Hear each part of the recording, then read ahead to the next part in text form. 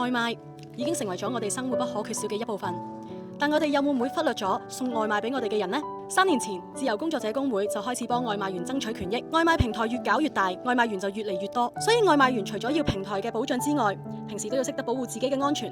今集我哋就試下做一做外賣仔，睇下有啲咩需要注意先。寶哥嚟咗啦！哇，你着成咁嘅，搞咩啊你？送外賣啊嘛，今日行啦行啦，冇嘥時間啊！10幾個鐘喎，哇！我俾件衫你換啦，你點搞得掂啊？着成咁。咁好咯。嗱聲去換啦。換完啦。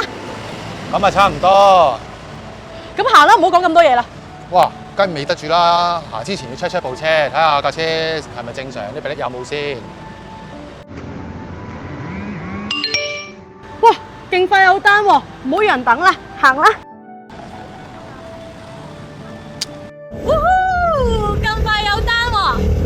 揸緊車嘅時候唔好玩電話，收翻埋佢啦，好危險嘅。好咯。唉，俾人話啦，注意安全係啱嘅。其實工會幫我哋爭取嘅同時，我哋都需要注意自己嘅安全。